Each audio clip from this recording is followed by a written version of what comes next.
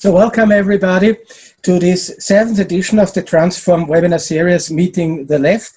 This time was an exceptionally interesting guest, Enrique Santiago, who is General Secretary of the Communist Party of Spain and member in the Spanish Parliament. We will conduct this interview in Spanish and in English with simultaneous interpretation. So please choose the language you prefer. For this, you must click on the planet icon at the bottom of your screen, select either English or Spanish, and make sure that you have the original audio muted. Just to introduce myself, my name is Walter Baier. I'm an economist based in Vienna, and I am the political coordinator of the network Transform Europe, together with my friend and colleague Marga Ferré, who is member of the board of Transform and who is president of La FEC, the Europe of Citizen Foundations, one of our Spanish member organizations. I will be moderating this event this evening. Transform Europe is a network of 34 organizations and journals from 22 European countries, active in the field of critical research and political education. Simultaneously, it is the think tank which is associated to the Party of the European Left. The event tonight will be structured into chapters. After a first part in which Enrique will be interviewed by Marga and me, there will be a second part in which the audience is invited to ask questions. We will provide for this the technical instructions later. And in order not to lose any time more, I pass the floor now to Marga, who will firstly introduce Enrique and then ask the first question to him. Marga, please, the floor is yours.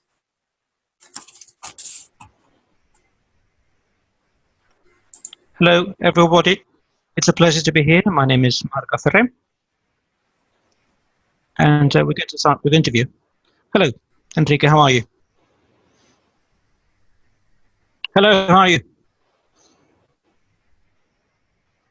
I would like to explain to the international audience who you are, so you get to know him a little bit better. He's a lawyer, and before being a member of parliament for Unidas Podemos in Spain, he's a lawyer in human rights, and he played a very important role in the case against Pinochet, in the case against torturers such as Scilingo, and in the past few years also as an advisor during the peace process in Colombia. So he's a rather well-known person in the Latin American left, also in Spain. And Enrique was also the president of the European Commission, sorry, the Spanish Commission for the Refugee Aid. And he was also the president of the Latin American Institute. He's an internationalist. For those of you who don't know him, that is something that he certainly is. He's a member of parliament at the moment. He's the spokesperson for his group, Izquierda, Unida, Podemos, and he's also Secretary General of the Communist Party in Spain, which is my party.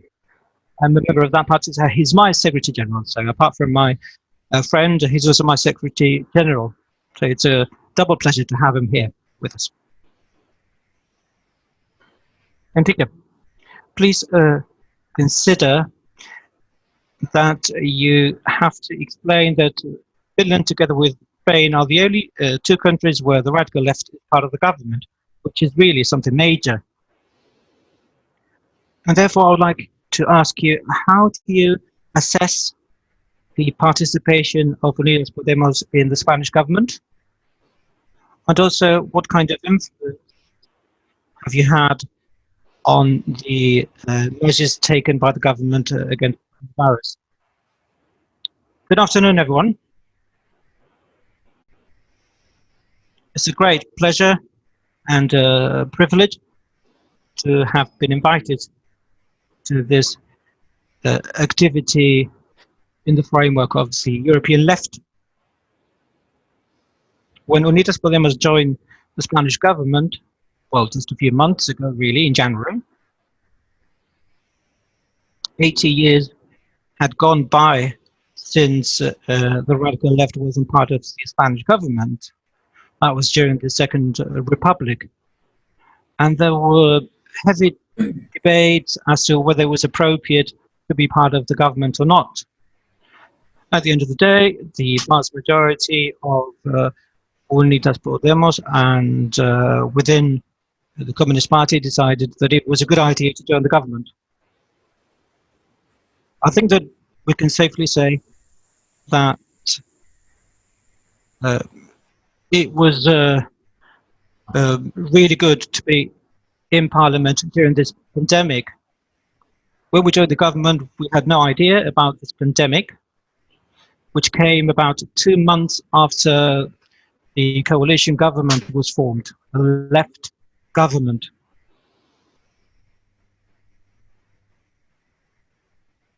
This health crisis, economic and social crisis, would have been paid by the most vulnerable, by the working people. Because that's how it happens with all crises, all cyclical crises of the capitalist system. We only have to think of the 2008 crisis, and the effects hadn't really ended when the new crisis had started. Thanks to the fact that we're part of the government, we managed to keep good employment levels, avoided mass redundancies, and I think that it was very important to erect the human shield, as we call it, a package of measures so that it wasn't the workers that would foot the bill of this crisis, to protect the people, because we wanted the wealthiest to pay the highest price. We also wanted to face up to the right and the far right. Unfortunately, the right party is almost a far right party, although we also have a properly far right party in Spain. Vox is one of these para-fascistic European parties. In some European countries, the opposition has managed to close ranks with the opposition during this crisis, but that hasn't been possible in Spain. Unfortunately, our right and our far right have shown what they've always shown in the history of Spain. In other words, they only care about their privileges, their interests, and they want to maximize profits, even in times such as these. And they don't really care about the average Spaniard at all.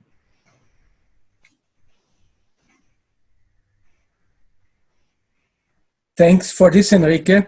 As many of the people who are following this event, I'm not so familiar with Spanish politics. So I would be curious to hear from you what, according to you, were the most important measures implemented by the coalition government in order to protect people? Or otherwise said, what do you think were the most outstanding achievements which you have already done?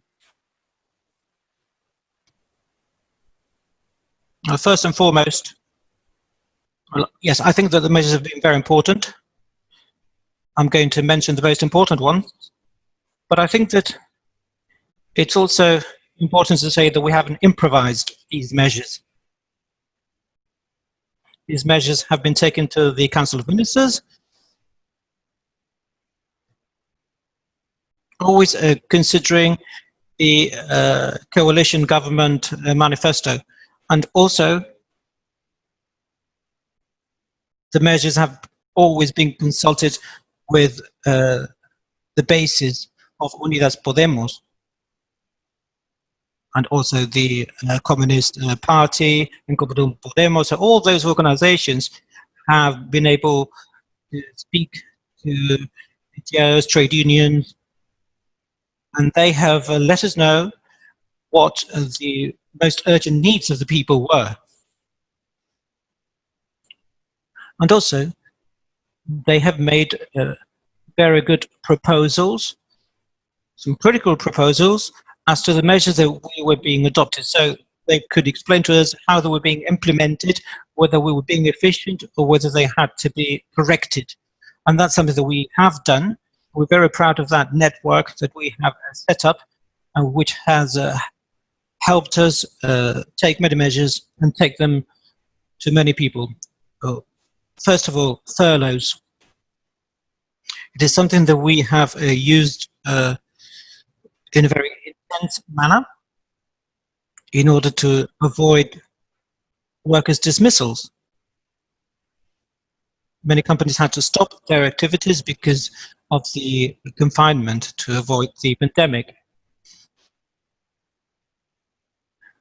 So the working relationship is suspended through these furloughs, and the state looks after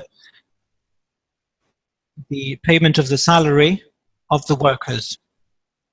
And the state also pays the social contributions that the companies would have to pay. Apart from the case of big companies, if they've had profits in the past, they still have to pay the social contributions themselves. When the state of alarm was declared in March, around 2 million workers were claiming unemployment benefits. The Ministry of Labour is managed by a colleague, a member of the Communist Party, Yolanda Diaz. And in 1 month, we had to manage 5 million unemployment benefits, so 3 extra million people because of the furloughs. And in a very short period of time, we had to manage those extra 3 million unemployment benefits. We've also adopted a new benefit, which didn't exist in Spain, an allowance for small self-employed people.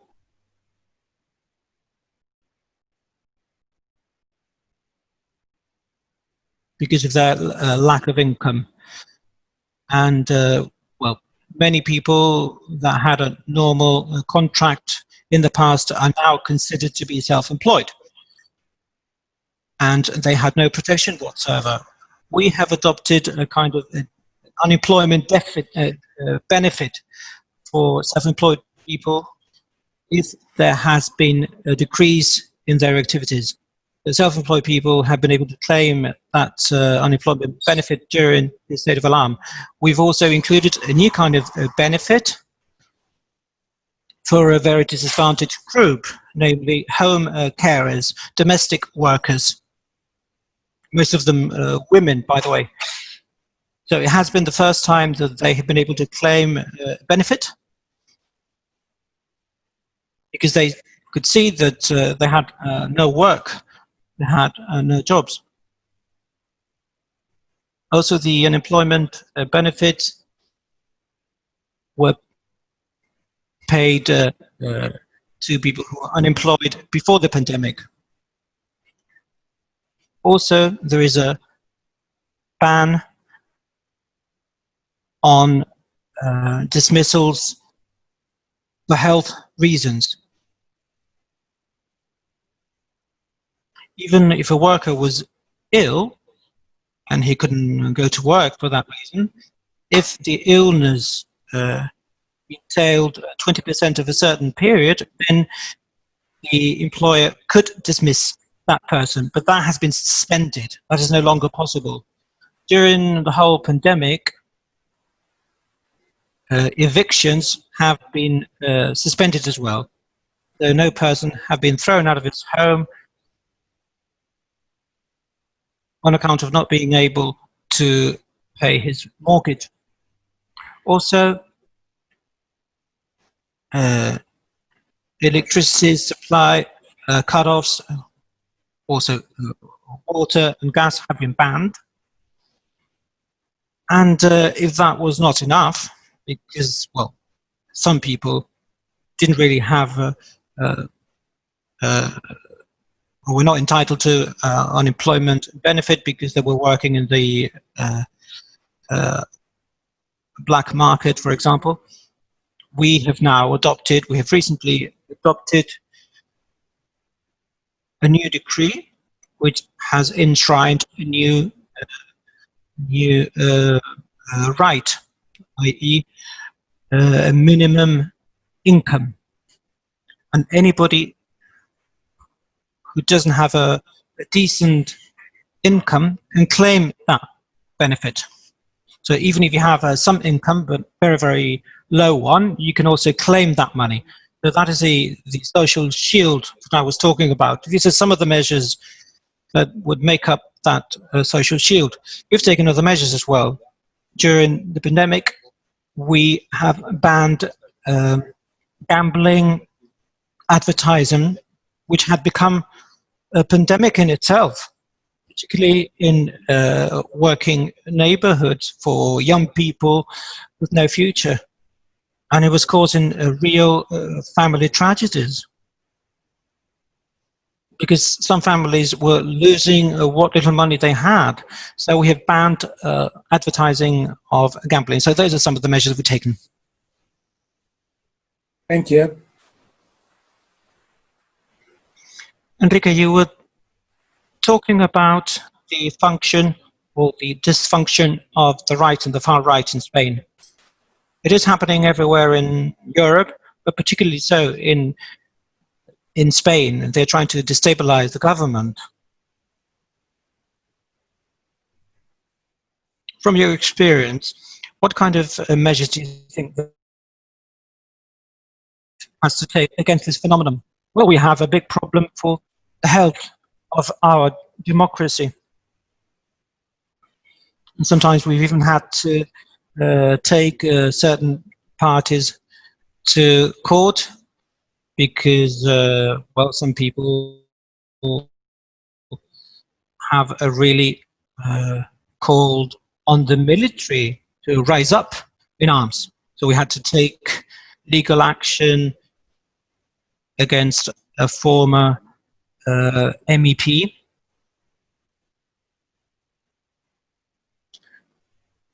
And this person, when the new government was voted in, he called on the army to stop the new government from being formed. And Spain is the only party where the head of the army is not decided by civil powers, and it cannot be removed. The head of the army, constitutionally, is the king. And, well, the king is a bit of a decorative figure, but at the same time, the king is the only head of the army. So even today, the army is not really submitted to civil scrutiny because it's impossible to remove the head of all the armies in Spain. So for us, it has been very important to protect the truth and to fight this whole campaign of fake news.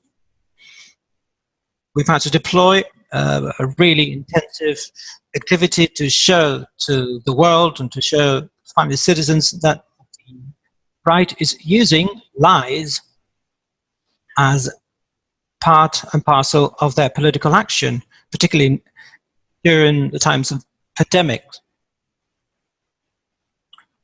Also, we want to put up this social shield away from the neoliberal policies so that people feel protected. Obviously, if Spaniards do not feel properly protected in times of uncertainty and unsafety, in times of a really tragic social and economic situation, in times of fear, in the face of a new illness, well, then it's always very risky, because some people will always be inclined to look for a kind of protecting father, and that has been the case throughout the history of our continent. So for us, the best vaccine against the right, the far right, is to stop neoliberal policies, and also to put up a big social shield. Then, in order to stop the risk of the upset of the far right, it is very important to recover our productive and economic sovereignty. What we've seen during the pandemic is this: Spain, just as many other European countries, wasn't able to produce masks or EPIs. So that means that the state and the democratic institutions have lost the power to decide what kind of economic policy they want. So we have no real industrial policy or economic sovereignty, because decisions have been transferred to the private sector. Also because of the transfer of production in a quest to reduce wages. So the neoliberal system has left Spain with a very small productive fabric, very little added value, particularly in times of crisis. Our industrial capacity and our economic power is also a question of human safety. And if we don't solve this problem, then there will be fear, and the far right will benefit from this. So we have to put an end to neoliberal policies. We also think that we need a new European project. The peoples of Europe must recover their sovereignty, but not to fragment a unity process. We want to have a shared unity, a shared sovereignty. And we believe in a kind of a European Union which is very different, the current one, which is so aligned with the private sector, with transnational companies and international lobbies that have nothing to do with the real interests of the people. So we think that we have to protect the truth, to fight fake news, to recover industrial and productive sovereignty. We have to build new European project based on a shared sovereignty. So those would be the vaccines to fight the upsurge of the right and the far right. Let me return for a moment to social politics. It seems that across Europe there is now a new appreciation for the work of healthcare workers and employees in the welfare system, and by the way, by majority women. And many people seem also to recognize now the importance of sufficiently funded public services. Would you say your spirit could be the indication that in the wake of the pandemic, the tides is turning against austerity and neoliberalism in Europe and in Spain?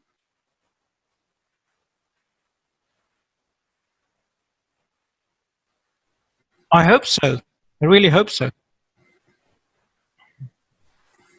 In Spain, we are coming out of the state of emergency. And we have launched a debate about reconstruction.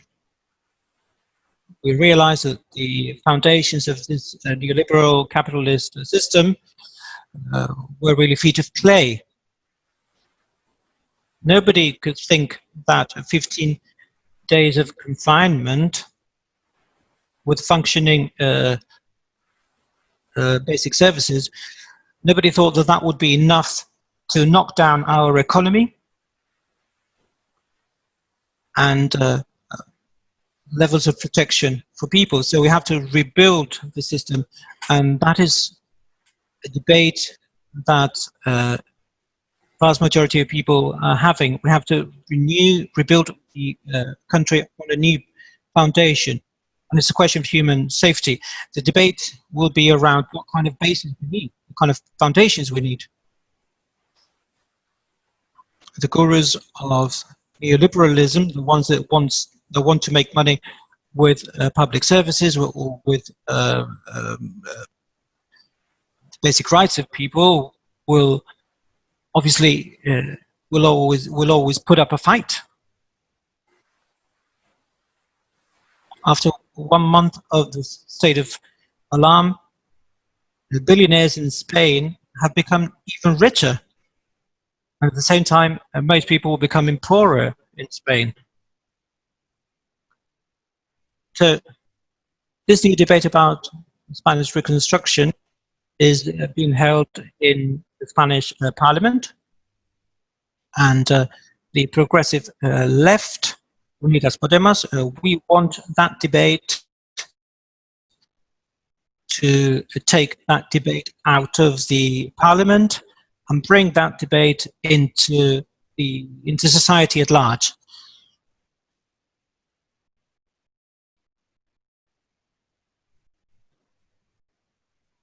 The alternative left in Parliament only amounts to 12% in Parliament. The coalition agreement doesn't allow us to have 50% of ministers, for example, but we think that we can become much more popular if we support certain reconstruction ideas based on a series of points.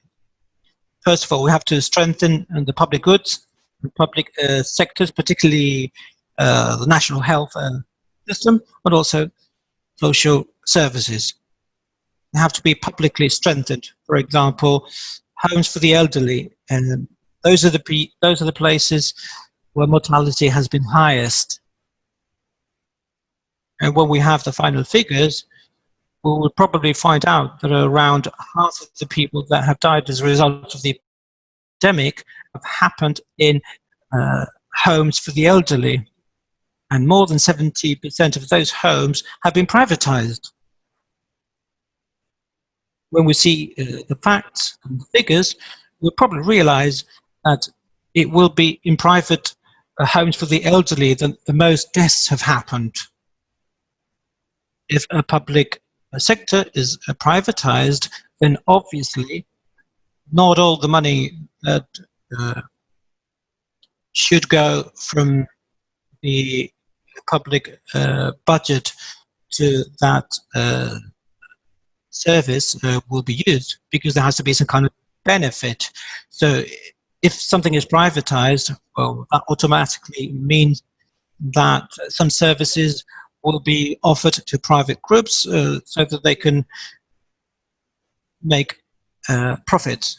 So we need to have a debate outside of Parliament as well, and we hope that people will defend the idea that public services and basic services must be public. Secondly, we have to talk about the recovery of the state and the institutions of the national, regional governments, city governments. They must be able to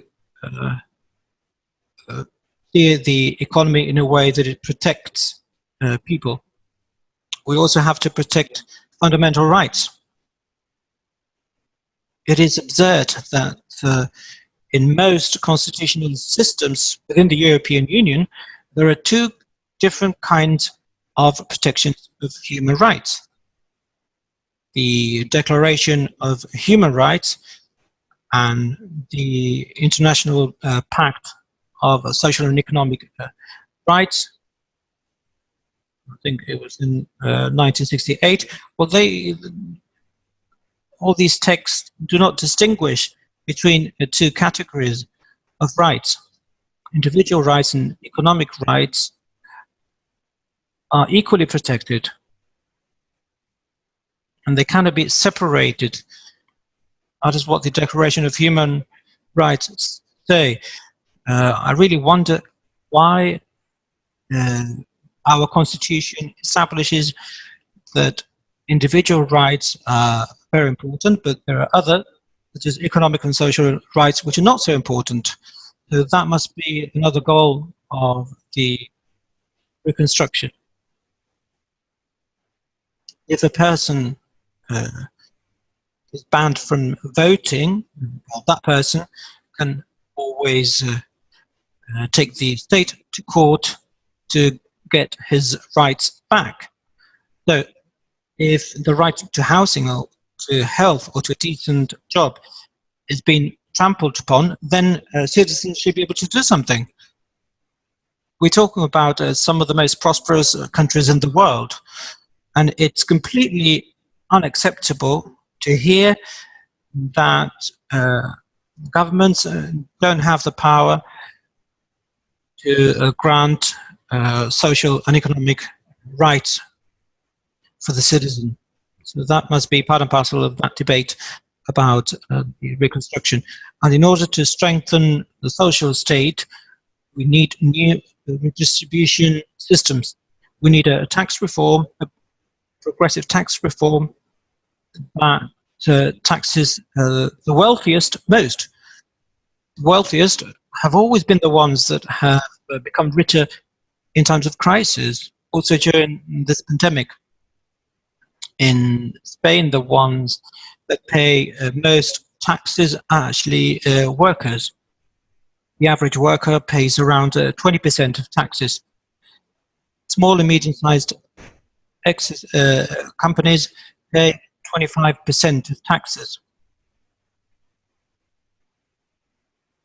That's the most they can pay, 25%. But surprise, surprise, big companies and banks only pay 5.5%, not on the income, but on profit. Why must a worker pay 20%, whereas a bank only pays 5.5% on its profits? So that's really unfair. And that is one of the reasons why certain rights cannot really be exercised. So we have to work around all these issues to rebuild our society and to ensure decent life. The European Union is the most prosperous area in the world, and it's completely unacceptable to see how many Europeans do not really have a decent living conditions. I'm not talking about being a millionaire. I'm just saying that everybody should be able to have a decent life. Enrique, you were saying that when this pandemic broke out, it was member states that managed the situation and not the European Union. So every country has managed the situation in a different way. So maybe the inequalities across different member states have become bigger. Spain has always been a very pro-European country. Do you think that the feelings of Spanish people towards the European Union has changed during this crisis? Yes, yes. Particularly at the beginning, when the European Union didn't really take any measures. So the reaction in our country was very cold, and we couldn't really understand what the EU was doing. And I remember that the Portuguese Prime Minister was the one that spoke up to defend the dignity of the Italian and Spanish people, because we had been humiliated by other countries. We have even been blamed for the quick spreading of the pandemic to other parts of Europe, because we're supposed to be lazy people, because we're supposed to be not very rigorous. And obviously we didn't like to hear that, because the first 2 cases of coronavirus in Spain didn't actually come from China. The first reported case was a German citizen who was in the Canary Islands when the state of alarm hadn't been declared.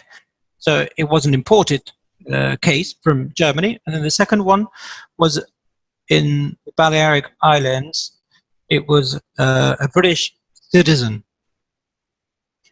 So the virus didn't come from China to Spain. It came from other places in the European Union. And many people think that they had a very negative attitude towards Spanish people at the beginning. I generate the feeling of Spanish people towards the European Union will depend on how efficient the European Union proves to be. We believe that this model of European Union has shown that it is not efficient at all, and in any economic crisis we can see that. At this moment in time, there is no European tax policy, and the redistribution policy is based on monetary policies. So I think that shows that kind of model of relationship between European people doesn't really work to defend the poorest citizens in Europe.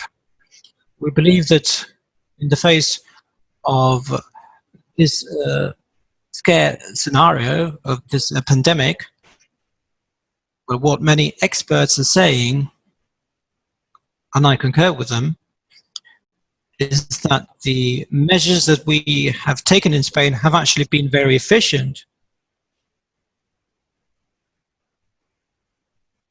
So certainly Spain has been the country with the biggest lack of far-sightedness. We can think of the UK, we can think of the USA, for example.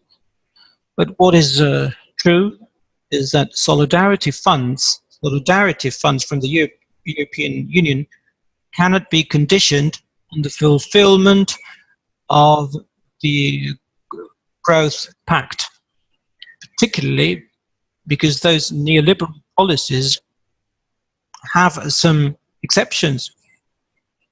For example, they do take catastrophes into account, and this would be a case of a catastrophe. So we have to face up to policies of cutbacks, neoliberal cutbacks, and we have to move on to something different, to a proper redistribution policy. So no monetary policies and more tax policies. What we do not understand, what we do not support, is the idea that southern European countries are a kind of burden assisted by the north. Let me just give you an example. When we joined the European Union, Spain had shipyards, high furnaces, and everything was dismantled. We don't really know how the production redistribution was negotiated, but the truth is that Spain had to dismantle its production, and we became a service country based on tourism, banking services,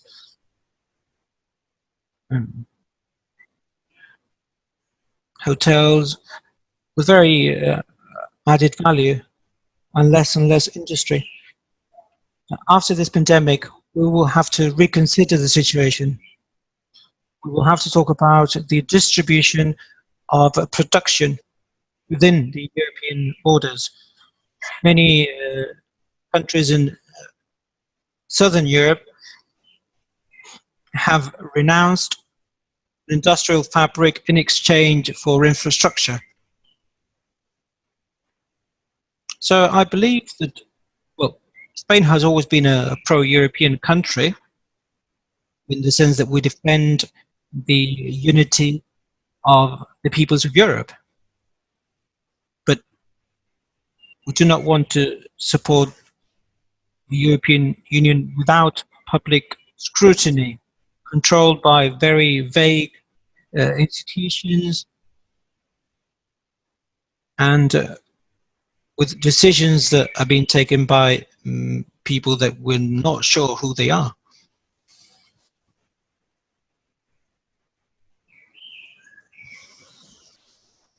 In the wake of the pandemic, we are now heading towards a recession, and maybe it's premature to predict whether this recession will end up in a long-lasting depression. We are going to see this, but what is sure is that during the pandemic, the environmental crisis did not disappear. It's also sure that the European economies are on the verge of a very deep transformation in an era of digitalization. Before this backdrop, the European Commission has now announced programs, a European recovery program, a program for a Green Deal, and I wonder how you assess these programs on the part of the European Union and what the alternatives of your party, of your as a person, or maybe even of the government would be, also in terms how the huge amounts of necessary investments could be financed also on a European level.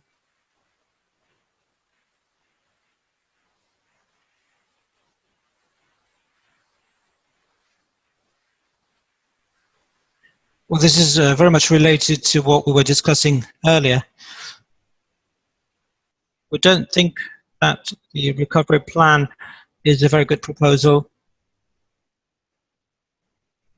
I think the name is a next generation, right?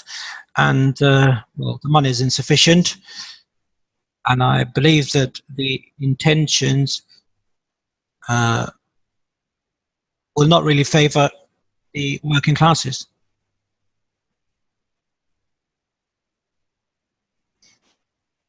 The European Parliament did consider €2 billion plan, which is very different to this one. We agreed to this initiative, but unfortunately, the proposal of the European Parliament was not adopted in the European Commission's proposal. We hope that this proposal will be modified, will be tweaked a bit after the European Council, next European Council. I think the figure is 750 billion euros for 5 years. And 2/3 will be implemented through direct payments, and the rest would be executed through loans. So if we put everything together, I think that Spain will receive about 150 billion euros. And we're one of the most populous countries and one of the hardest hit by the pandemic. So we think that this is really not enough, and it will not meet the needs for reconstruction. For all countries really, but also for Spain, particularly in terms of the working classes, at least in Spain.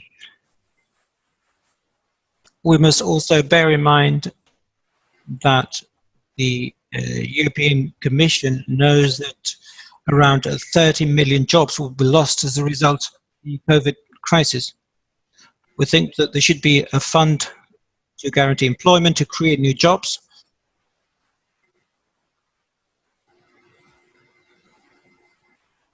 to share the cost of unemployment benefits for all the people that have lost their jobs.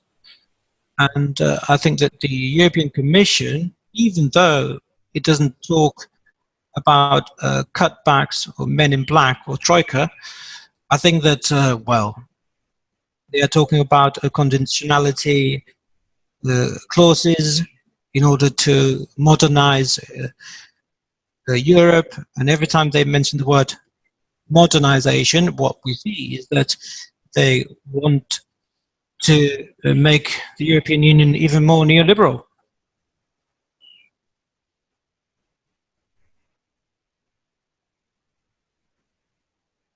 Obviously, all the proposals have to be taken to the European Union and be decided and adopted by all the countries. We think that we cannot accept the same kind of labor cutbacks after the 2008 crisis. So we want to change those rules and to have a plan that takes the interests of the working classes into consideration. We have to fight tax evasion, tax fraud, environmentally friendly. We need a commitment with social rights. We need a commitment with research, because we need to get the well-being back to our citizen and to the European Union countries which are a bit less developed than the rest. I think that those have to be the guiding principles in order to fix the conditions to be able to claim that money. Vamos a pasar a la última pregunta, Enrique.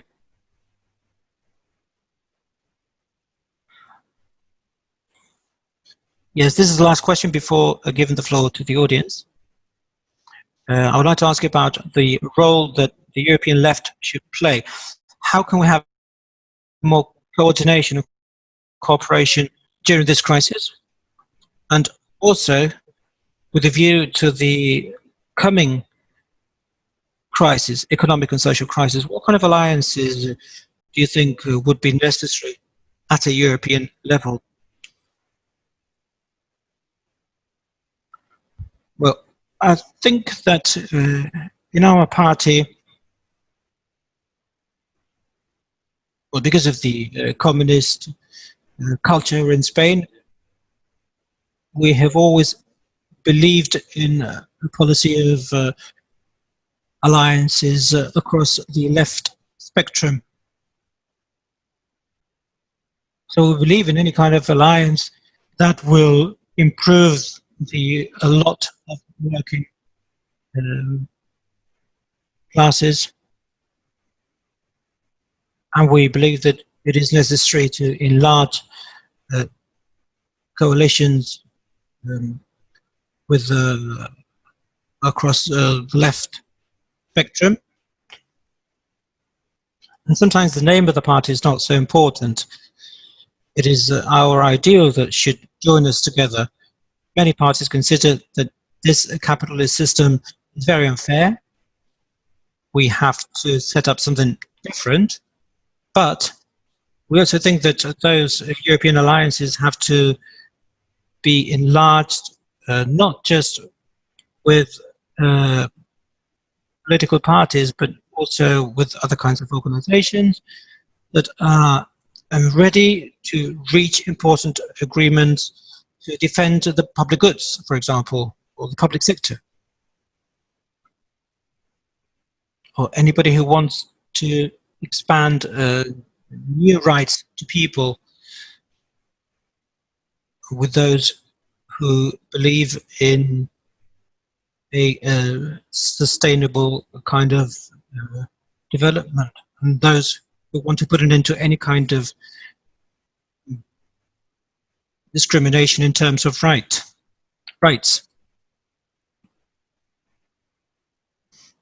So I think that alliances across our political spectrum should be larger than now, because we want to be efficient and we want to bring about changes to our people. And we have to look a bit outside of our political parties. For example, the Forum of Progressive Forces at a European level. Well, for us, for the Communist Party, and for Unidas Podemos, it is very, very important to strengthen the European left party, and also to create some kind of complicity between all the members of the European left party. And then we should set up far-reaching networks that include all progressive models. I think that the forum of leftist policies is really fundamental, really very, very important. There are some very interesting movements, for example, in Great Britain. There have been important changes between in the relationship between the trade unions and the Labour Party. And well, we all know that we don't need to see eye to eye in all issues, and plurality is a good thing. There are different identities, we can accept that, but at the same time we should be able to articulate programs that allow us, enable us to build a much more socially conscious society. Thank you very much, Enrique. Okay, we're going to move on to the questions that have been sent in by the viewers and the listeners. You can send your question by pressing questions and answers on your screen. I'm going to give the floor to Javier Moreno, who has collected all the questions.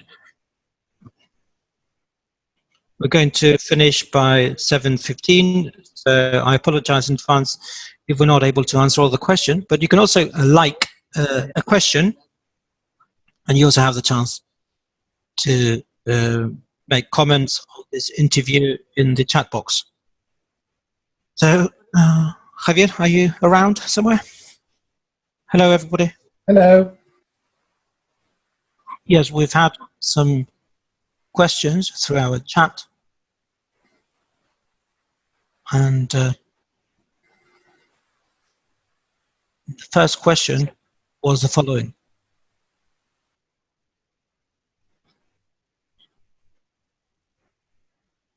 Limits of institutional representation, and the question is the following. How does the Communist Party want to mobilize society in order to have a fairer tax policies? Are you working on this in order to have a popular front in order to change the balance of power?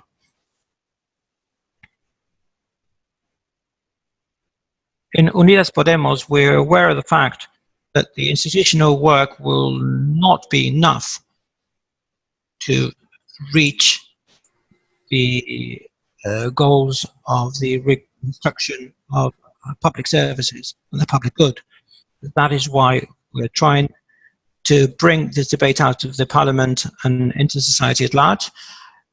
And we want society to write that process of reconstruction. We want society to be the one that makes the proposals. I think that many sectors in our society agree on the fact that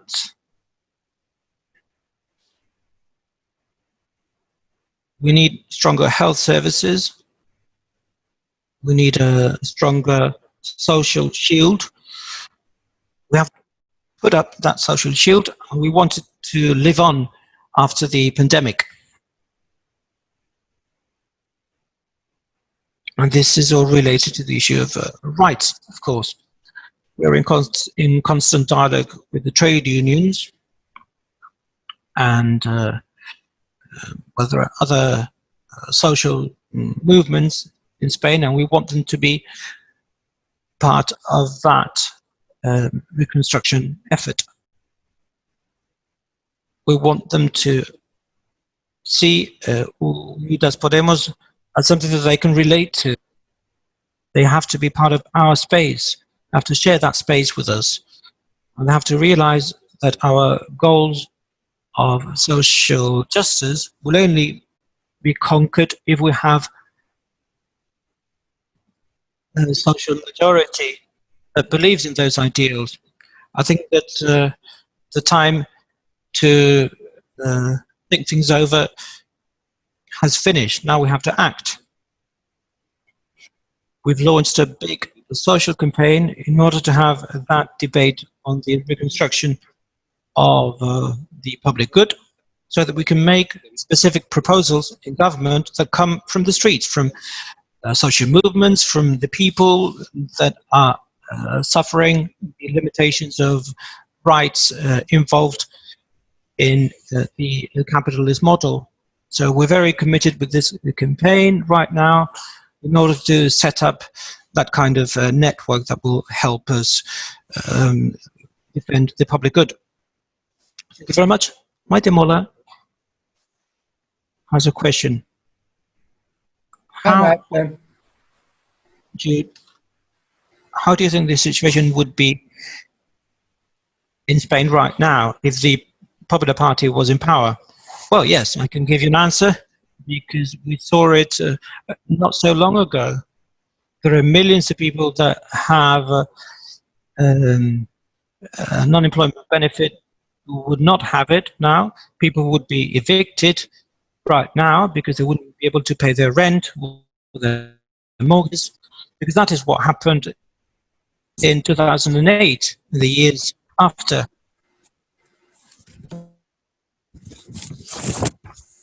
There would be electricity and water cut-offs, and we would have an energy poverty in Spain, and there would be 5 million people in Spain with no kind of income, with very, very limited income. So that would be the situation, really, that we would find ourselves in if the Popular Party was in power right now. Not to mention the minimum living income. That would be absolutely impossible with the Popular Party in power. So that's the kind of scenario that we'd be dealing with. And that's not science fiction. That's actually what we saw not so long ago. So our society will be able to compare situations. I think that people still remember the social catastrophe that we saw when the Popular Party did all the cutbacks, the social cutbacks after the crisis. We have another question. Johansson? A question regarding European bailout programs. But I think that you touched upon that when you talked about the austerity plans. We can move on to the next one. Anna Tila has a question. In the reconstruction plan, what would local government's role be? Should they have more resources? I didn't specify all the measures that have been adopted, but I can mention a few others.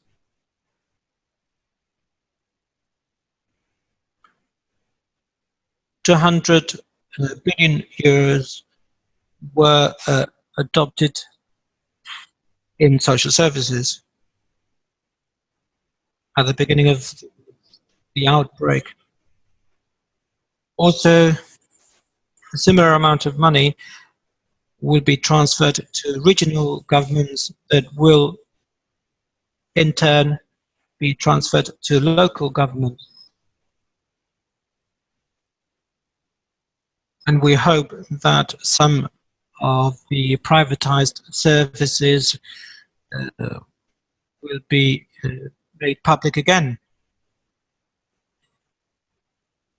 at a local level. But now, right now, we think that, well, the big debate would be how can we put an end to one of the most nefarious and horrible, heinous measures of austerity, namely the rule of local expenditure.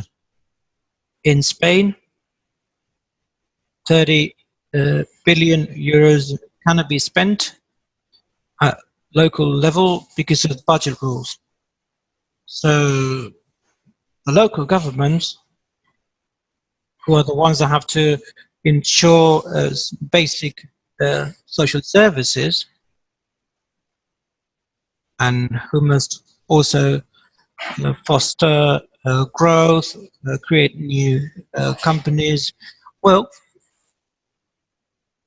first of all, they cannot incur deficit, and also a lot of their profits have been mobilized, and we think that that money has to be used.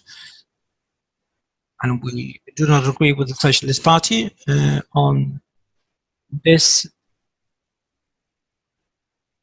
We need to debate how that money can be unblocked, because that money has been immobilized. It is sitting in the banks, and therefore the banks are not paying taxes on that money, and the local governments are not being able to use that money. So that's a really big business for banks, because they charge local governments for having those resources, which is really absurd. We in Unidas Podemos are in close contact with the Spanish Federation of Municipalities, because we want to fight in order to unblock that money.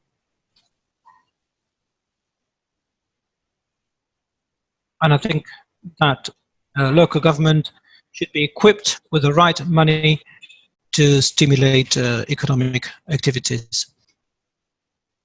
Thank you very much. Roberto Morena from Italy has a question. Is the Stability Pact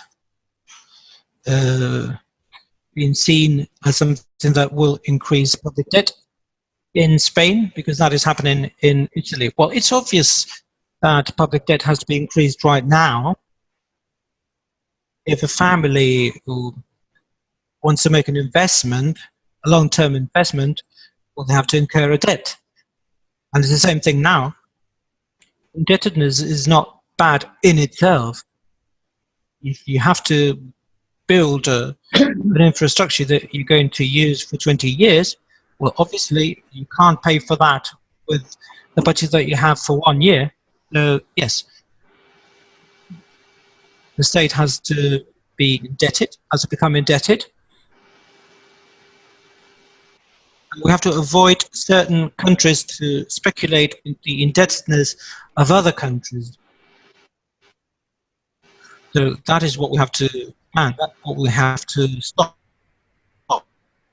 Speculation with other countries. So we have a very severe crisis, and the state is the one that have to make the first move. All the measures that have been adopted in Spain, which entail the debt, is precisely what is going to make people, make money flow to everyone through consumption, for example. Those who really believe in neoliberalism are shooting themselves in the foot when they say that they're against public debt. Public debt is the only way to get out of this situation. Thank you very much.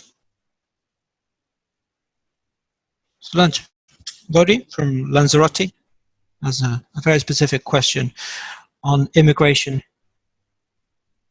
I don't know if you are aware of the fact that a makeshift boat reached the Canary Islands last week, and the Canarian government wanted to build a camp, and she asks whether you have any better ideas for those people coming from Morocco or from Africa.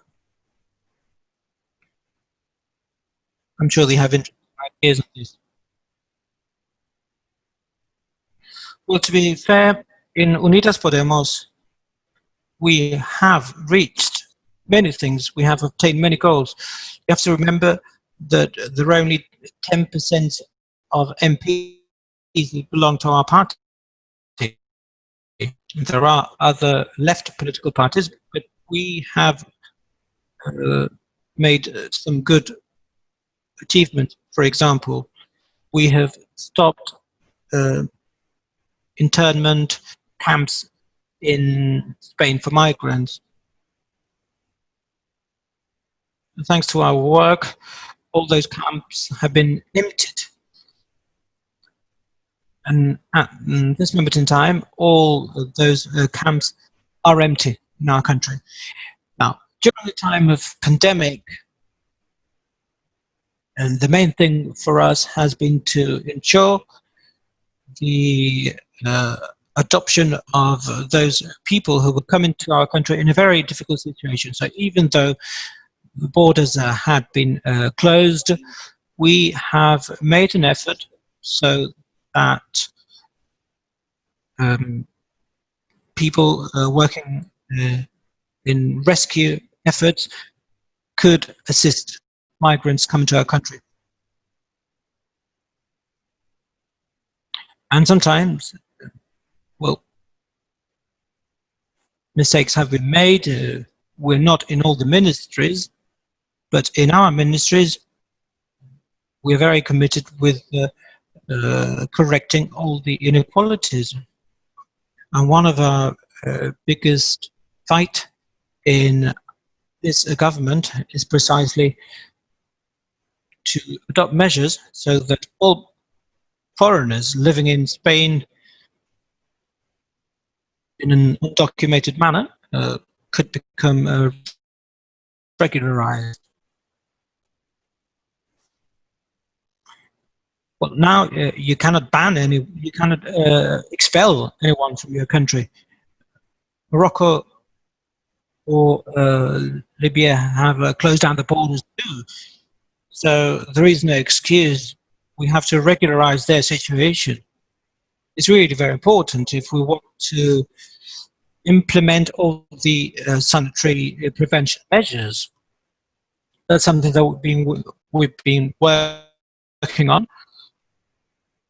In the 80s, the first law on migration was passed, and I think it is the first time that internment camps are residents. The people that come are accepted,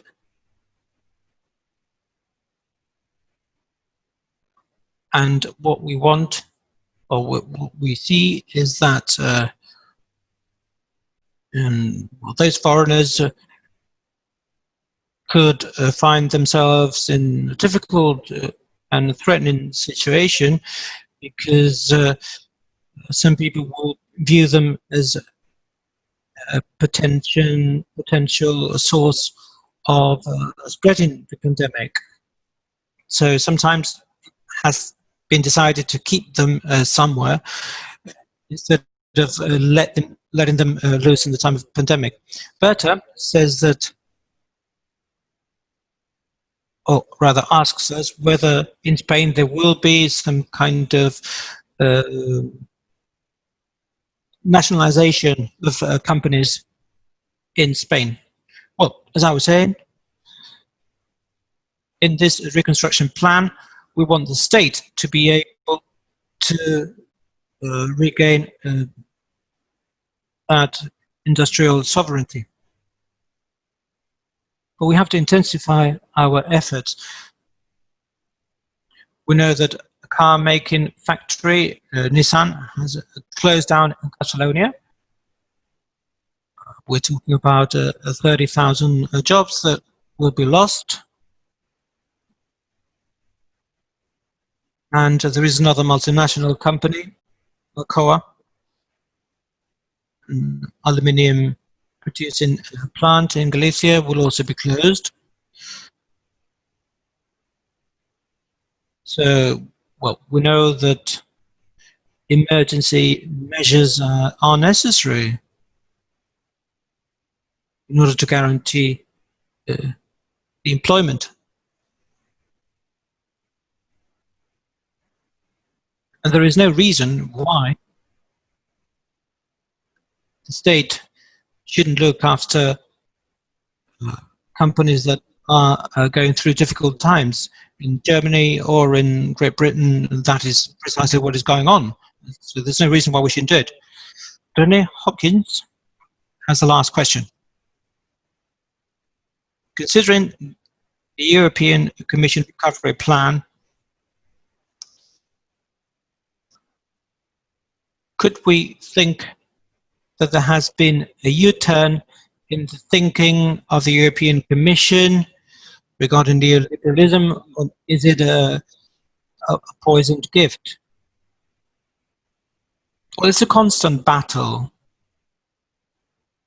The European Union believes in austerity. They know that most people in Europe after the pandemic will not accept so readily austerity measures, but I'm fully convinced that neoliberalism and austerity thinking is part and parcel of the European Union institutions. And we have to fight in the opposite direction. We have to strengthen expansive policies, and the left will only be able to achieve that with the help of popular mobilization. If we limit ourselves to institutional presence, then we will lose that battle. If we are able to mobilize people to defend the public good, to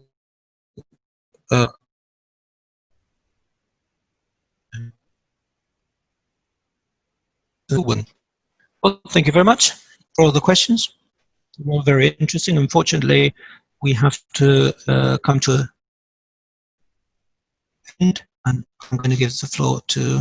Yes, actually, we have exhausted our time until the last minute, which is the best proof that it was a very interesting conversation.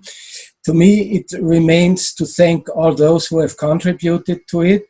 In the first place, of course, to Enrique for his very insightful and at the same time precise and concrete answers. I want to thank to Marga and Javier and Tatiana Moutinho, who has behind the scene managed this event. So the only thing which now I must say is that, of course, we have recorded the event and it will be put online, so you can look it up. And the next interview in this series will take place next Tuesday with Luka Mesic, who is a very young leader from the left party in Slovenia, Levica, and I'm looking forward to this very interesting conversation with Luka and hopefully meeting you again. Thank you very much for your attention. Bye-bye. Yes, sorry. The most important thing I forgot to mention, of course, was the very good and high standard translation of David Carriedo. Without him, we would not have managed to have this communication. Thank you, David. Bye-bye.